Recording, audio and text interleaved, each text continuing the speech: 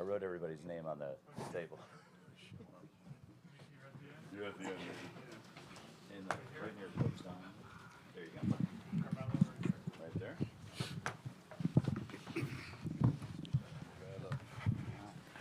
Like an Olympic press conference, right?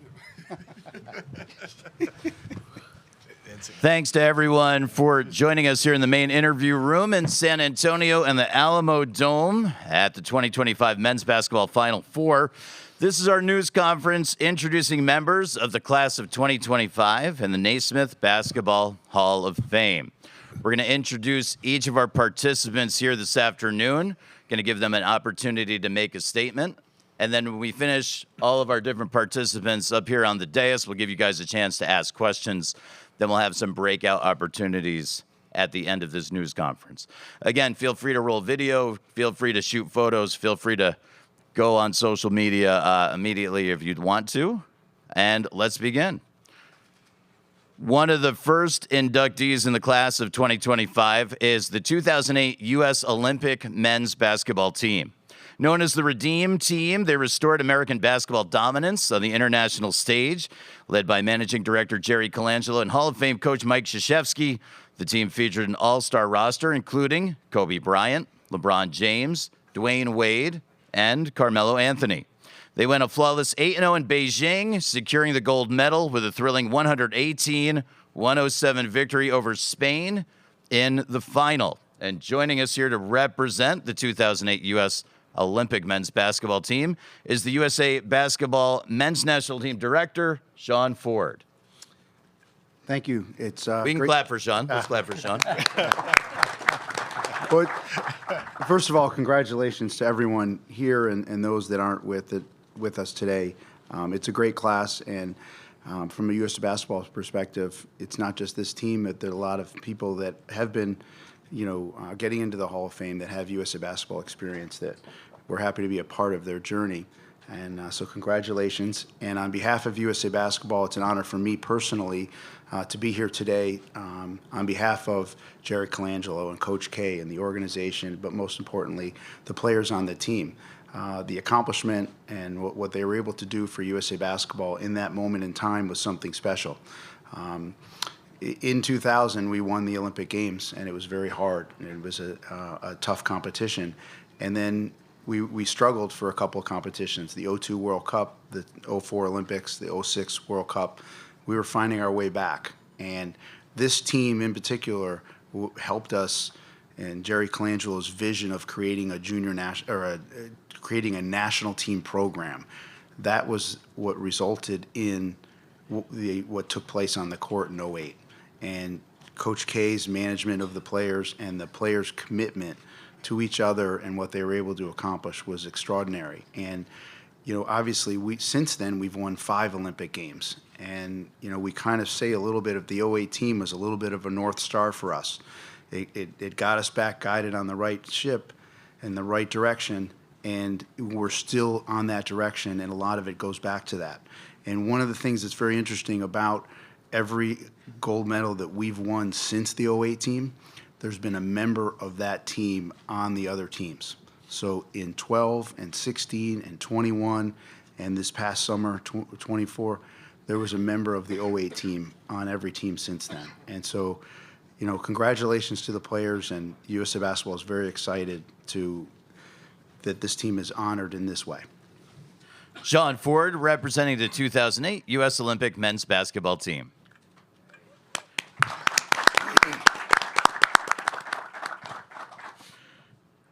Our next member of the 2025 class is Carmelo Anthony. A prolific scorer and a 10-time NBA All-Star, Carmelo Anthony left an indelible mark on the game with his ability to take over offensively. From leading Syracuse to an NCAA title as a freshman to being one of the NBA's all-time leading scorers, Carmelo's impact was felt at every level. His 3 Olympic gold medals further solidify his place among basketball's elite. Please welcome at this time a Hall of Famer from the class of 2025, Carmelo Anthony. Thank you, first of all. This is, I keep trying to come up with things to say for these moments, and there's nothing that I can say that's actually going to express the way that I feel or the way that I'm just trying to take this moment in. To be sitting here as a inductee of the 25 Hall of Fame, not just as an individual, but also as a team, 2008 USA team member, right? And so, it's a lot to put into perspective. You get the call about being entered into the Hall of Fame for what you have done for your career and as an individual and what you brought to this game of basketball. And then on the flip side, I was actually waiting on my other call for the 2008 Olympic team. So I didn't get that call. I had to come here and hear the announcement. But I say all that to say, man, it's the energy and the connectivity of what's actually happening right now. Being a part with Sean Ford since 2002 with Team USA. Like you said, going to Venezuela, losing. Going to Greece in Athens in 2004, losing. Going to Japan in 2006, losing. And then realizing that we are falling behind as basketball in the U.S.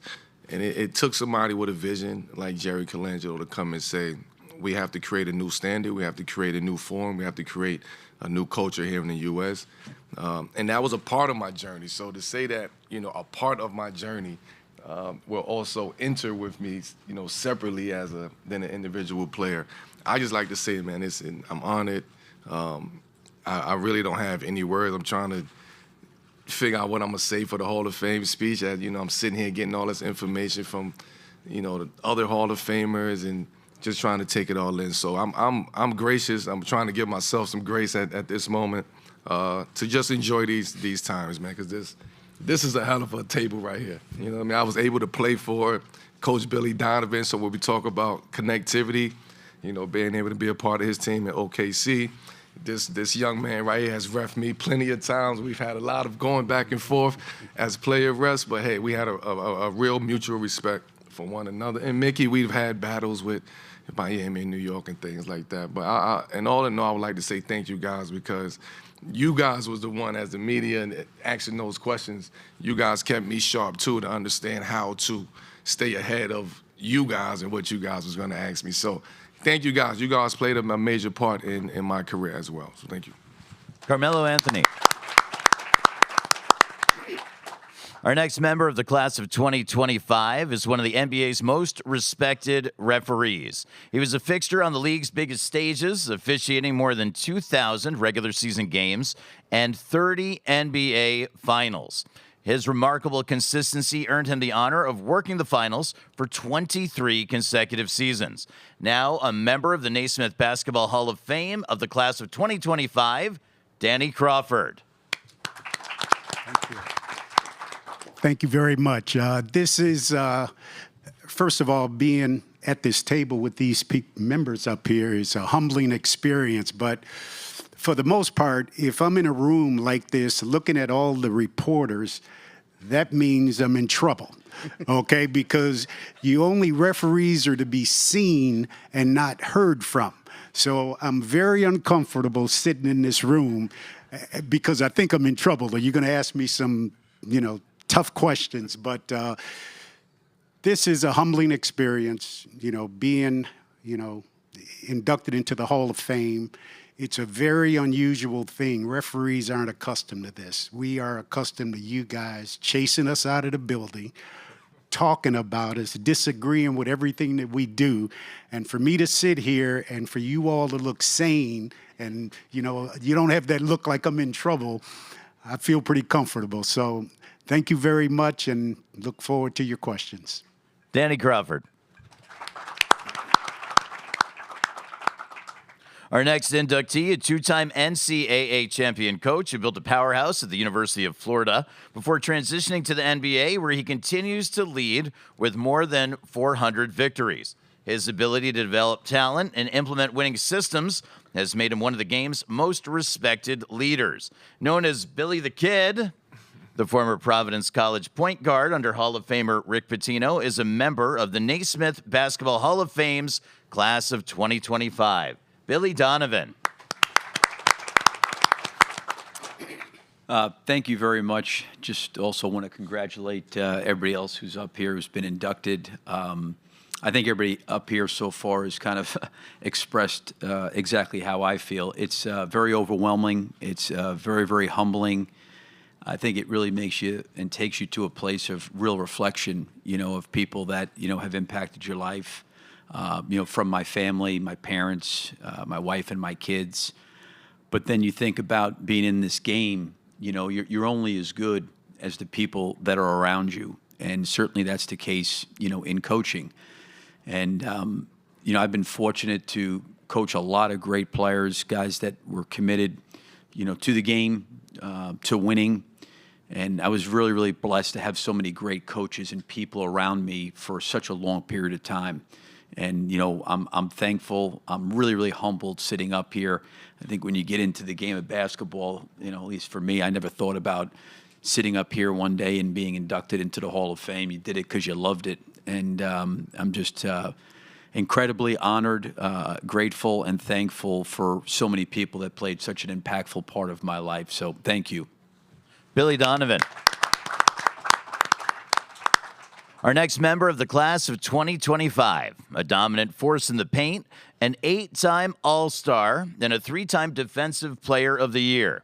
Known for his rebounding, shot blocking, and rim protection, Dwight Howard helped lead the Orlando Magic to the 2009 NBA Finals, and he won a championship with the Lakers in 2020. From high school to the NBA and now to Springfield, please welcome our next member of the class of 2025, Dwight Howard. Thank you. Thank you all for coming out today and celebrating such a prestigious and amazing award of being inducted into the Hall of Fame. I'm just glad to be here enjoying with some amazing people. Sean, Mello, Danny.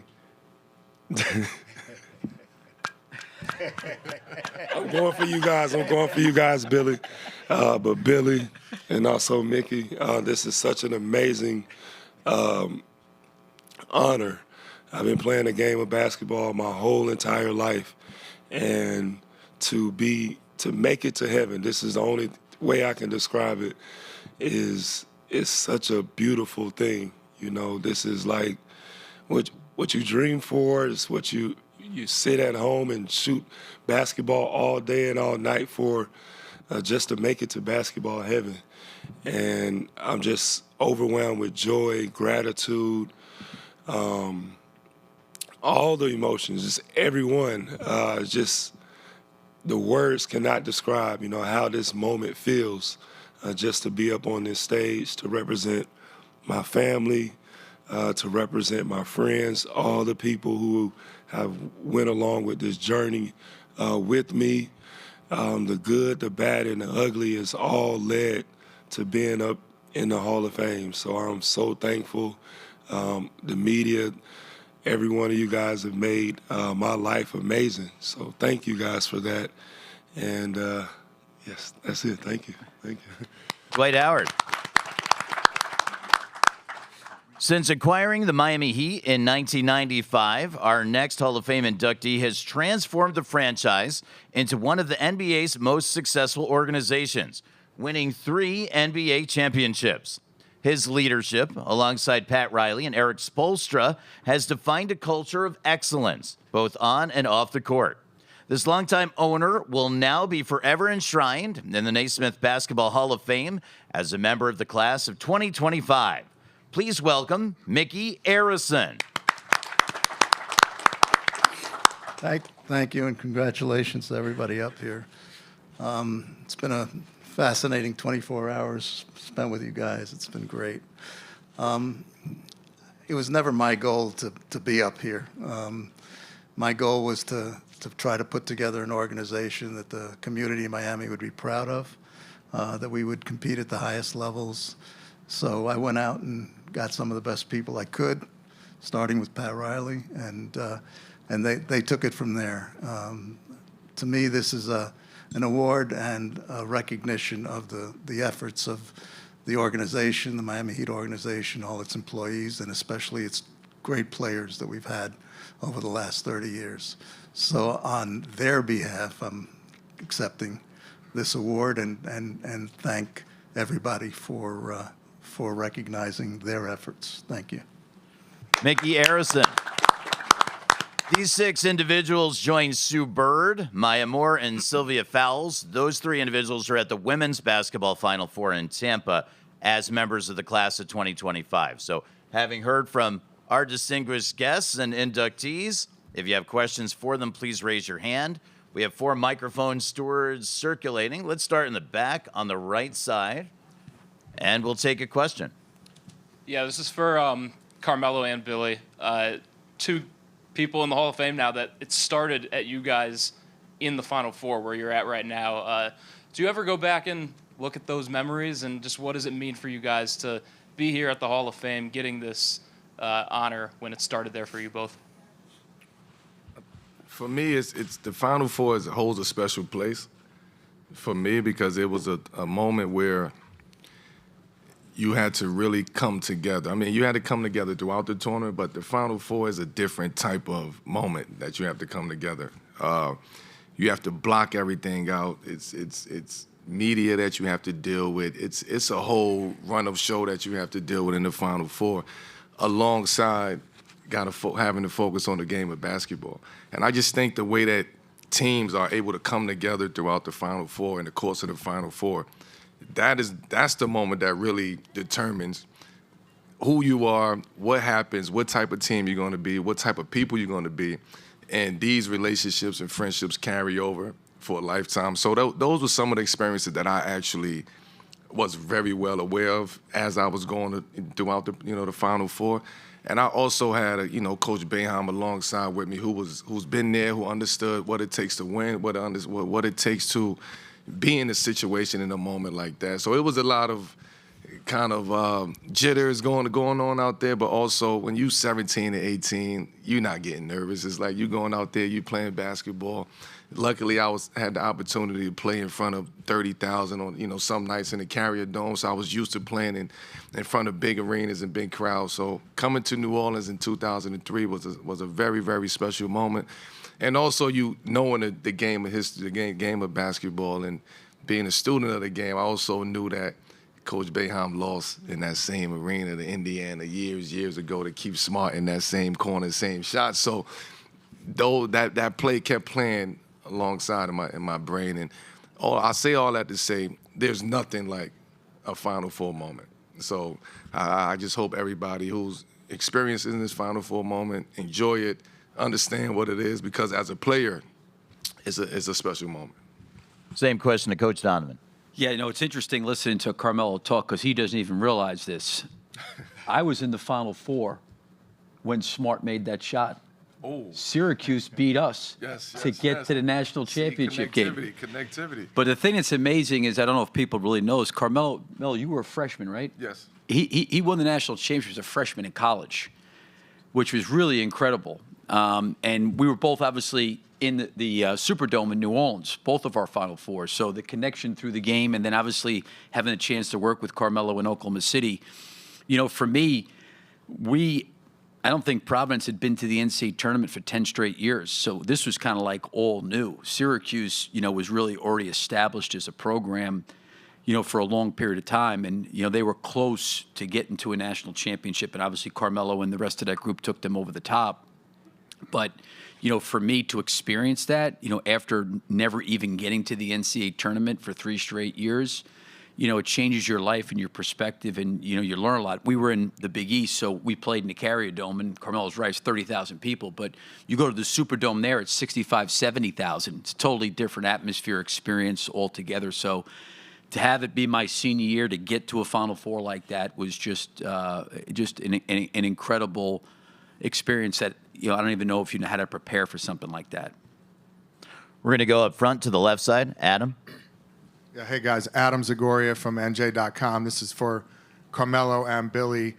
Cooper Flagg was right up there where you guys are yesterday, accepting National Player of the Year honors.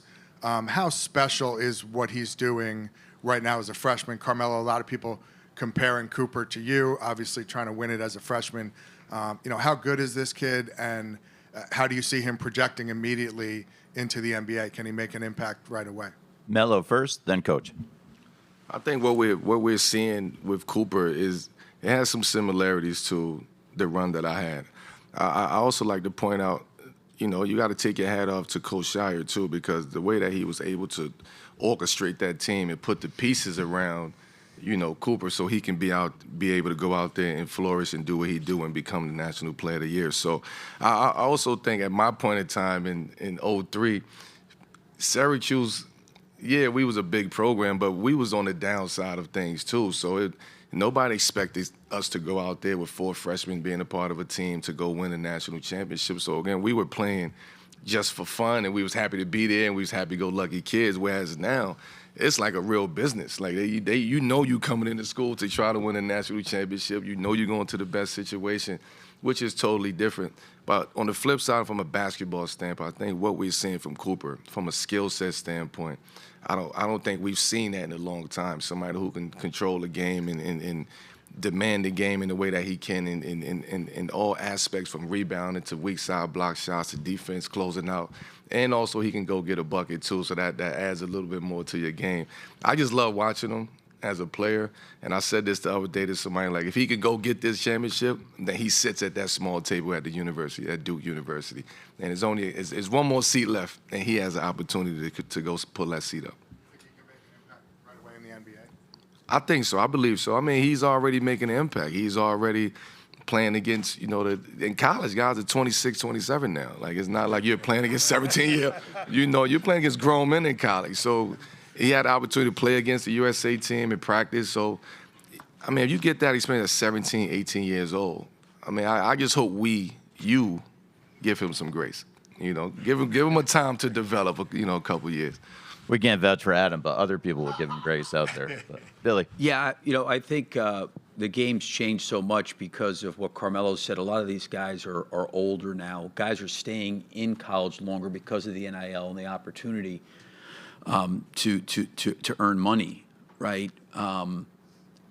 I can't sit there and say that I've watched a lot of his games. I have watched him, but the one thing that stands out to me besides the skill level is the tenacity, the toughness, and the competitiveness.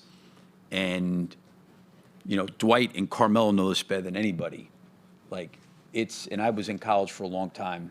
These guys have a different mindset competitively. And if you don't have that mindset, it's really, really hard to survive up there as a player. And he appears to have that kind of mindset. That's going to serve him well. And to Carmelo's point, he'll get better, he'll skill into development. But I think probably Dwight and Carmelo could speak probably more eloquently than I could of what it was like to come into the NBA as a rookie and know, okay, really, he's showing up, this young guy. Okay, I'm going to try to do something. This is the way these guys are, But I think because of Cooper's competitiveness and leaning into stuff and the physicality, that's going to really, really serve him well as his skill level continues to grow and develop. Dwight, did you have a thought on that? Yes, I've had a few chances to watch Cooper play, and I think he's an awesome young player coming in to the NBA at a very young age. Could be very difficult, and I think that his time at Duke, the way that the staff has really helped him grow as a player and a person, he's going to be great in the NBA, and I'm looking forward to seeing him thrive. Thank you. All the way to the back on the left. Gene Thompson, ESPN 97.5. This question is for Danny Crawford. Danny, I know you officiated a lot of games, especially ones with Carmelo and Dwight. Could you tell us all which one of these guys really gave you the business? Both. Both. The relationships referees have with players, for the most part, it's a working relationship. They're going to do their job, and I'm going to do my job. And at the end of the night, we'll figure out, who did their job best. So we always have a working relationship. Carmelo's going to go at it hard. Dwight's going to go at it hard. And I'm going to go at it hard in a different way. Mine's more mental. Theirs is more physical. And we're going to have a working relationship on the court. I'm going to stay out of their way as long as they're doing their job. then I stay out of the way because I have no job. So that's pretty much how a referee and a player and referees and teams, that's pretty much how we manage, to stay in existence. We're going to go over to the right side of the room to Myron, but before we do, we have this question from online reporter for Mickey. Mickey, how'd you build the championship with LeBron, Wade, and Bosh? And what's been the key to maintaining that culture of excellence, that standard since? We talk a lot about culture, and a lot of people now talk about culture a lot. But it's pretty simple. It's just everybody, as Danny said, everybody doing their job, and come to work on time, work hard, be proud in what you're accomplishing, support your teammates. We talk about enjoying each other's successes, and that's what it's all about. It's just working hard together, and hopefully the outcome at the end is great. You obviously need great players like the two guys up here, and we've been fortunate enough, especially in those 4 years when we went to the finals 4 years in a row. As you guys know, we had some pretty good players. Thank you. We'll go to the far right side of the room. Myron? Yeah, Myron Metcalf, ESPN for Carmelo and Dwight. Did you ever have any doubts that you would be on that stage? And if so, how did you handle that and just the weight? Dwight first, then Melo. I don't think there was any doubts, but I just didn't think about, anything. But I had an amazing career. I gave 110% every time I stepped on the court, and what's going to happen is going to happen. And when I got the call, it's the best feeling in the world. For me, it was, and I've never thought about it, to be honest with you. You just playing basketball, and you look up, okay, you accomplished this, and it's on to the next. So you don't really have time to sit back and reflect on any of the accomplishments as you're going through the journey. So I've never thought about the Hall of Fame. You start thinking about it as your work would tell you when to start thinking about it. The work that you put in would tell you. Things that I was doing was starting to tell me, okay, Melo, you put in the work. You in the game for 19 years. You have all of these accolades, but it's not just about winning and losing while we up here.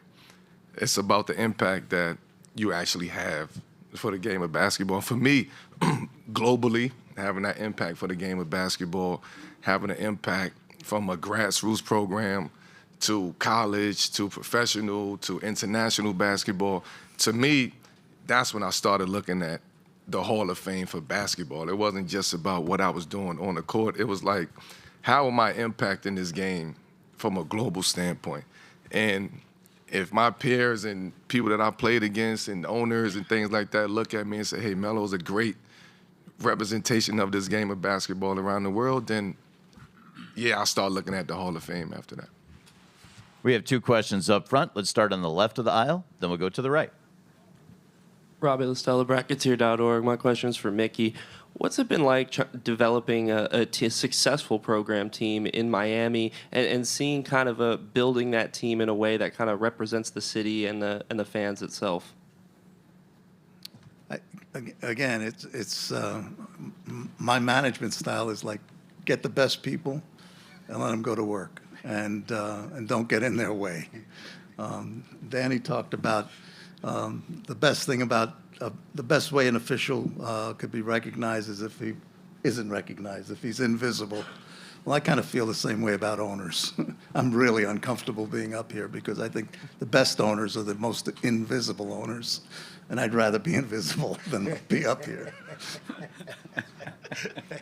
We think you're doing a fabulous job. Don't we think Mickey's doing a fabulous job? Up front to the right. Billy, how special is the timing of this? On the same day that it was announced that you're being elected into the Hall of Fame, the Gators are playing in the Final Four. Yeah, it was kind of karma, right? I mean, just to have a chance to be here, sharing this moment, and then, have Florida be able to play in the Final Four. and get a chance to watch some of the game, was great. So got a chance to see a lot of people that I haven't seen in quite some time, and that part's been really, really nice. So it's just kind of ironic how it all worked out. Up front on the left, Zach. Zach Braziller, New York Post. Carmelo, could you rate what this accomplishment, where this stands for you from some of your great accomplishments? Obviously, the national championship, some of the stuff you did in the NBA. Where does this go? Oh, this is it. This is it. They don't get no better than this. They don't get greater than this. I mean, all of those things, those accomplishments that you've mentioned, this range just puts a cap on that, and it makes it all worth the while of. Again, I keep going back to the journey. Y'all hear me talk about the journey. Like, it's a journey when you doing this for 2 decades. So you have to take the good, the bad, and the ugly with that. And if you go through that process with the good, the bad, and the ugly, and you come out on the other side of it, and this is the blessing that I get for going through that, this is the greatest accomplishment that I ever will accomplish. I will tell you that. Famer. We got a follow-up if you can turn the microphone on. Sorry.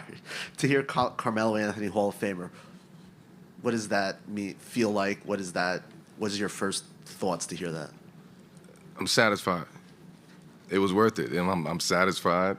I'm here.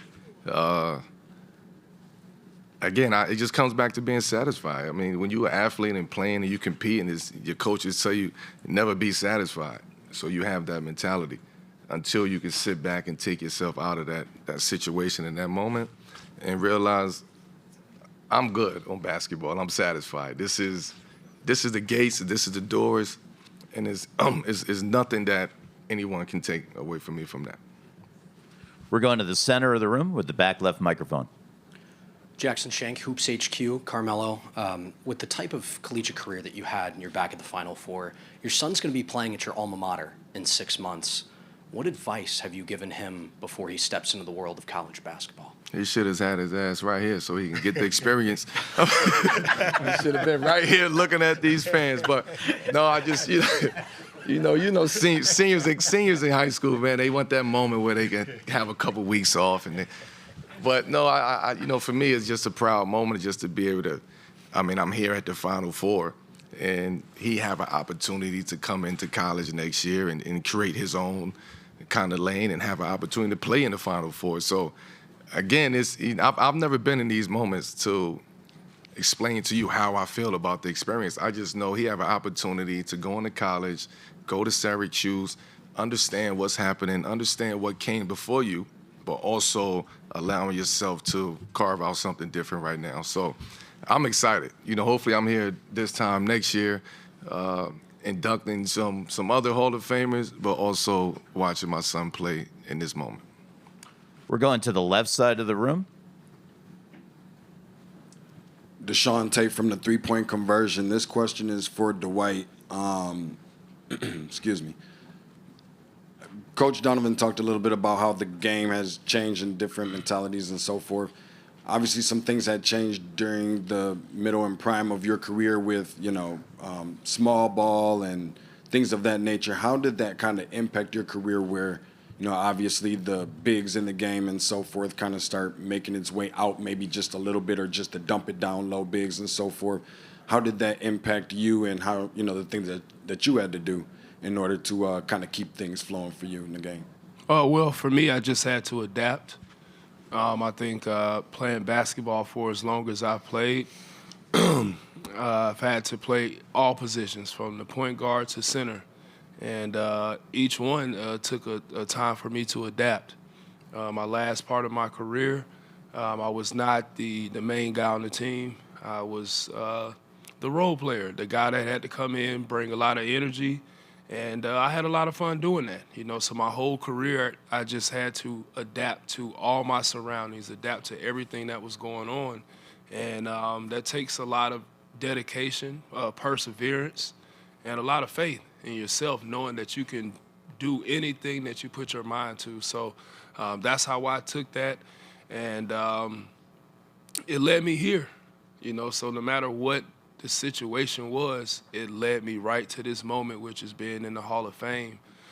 So I'm grateful that I could say I went through all these different stages of my career, the good, the bad, all the ups, the downs, being the star, being the role player, being the bench guy, being the guy that's just there for energy, all that stuff. It really made me into the Hall of Famer I am today. So I'm very grateful about that. We're going to move up front on the right side. Isaac Bourne, Mid-Major Madness. Danny, with the treatment of referees nowadays kind of souring with fans, what is your message to future referees and current referees nowadays on how to block out that noise? And then also, what is your message to the fans to maybe dial it back a little bit on some of the referees that are just trying to do their job?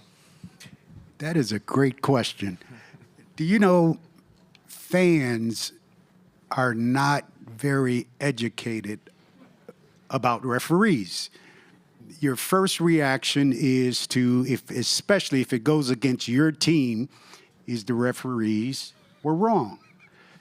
I would advise everybody in this room, and I know it's the most boring thing in the world to do, watch a game, boo the refs, and then do me a favor now. Turn the sound down when you're going to replay it. Take the volume, put it at 0, watch the game, and watch the plays. And what you'll realize is they're better than you think.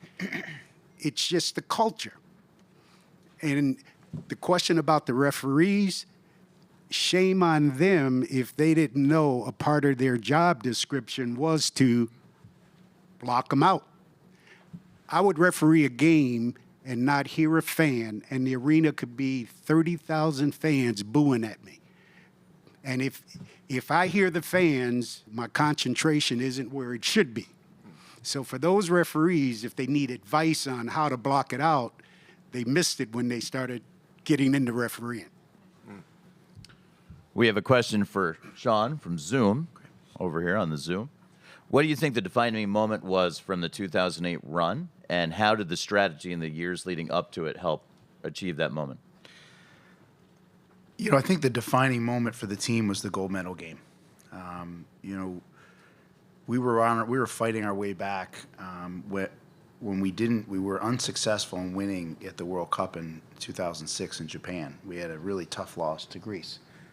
Dwight and Carmelo were there. It was really a tough loss, but a lot of good came out of it, and you learn a lot. You learn more from a loss than a win, unfortunately. But we fought our way back, and we had to qualify for the Olympic Games. So we had to train and play in a tournament in 2007, and they were both on the team. We were fighting our way back, and I remember there was a time, we're heading into the quarterfinals. It's in China, and it was just the team was doing great, and China loved basketball, and they loved basketball, so they loved our team. But even then, we get to the quarterfinals, we really haven't accomplished anything yet.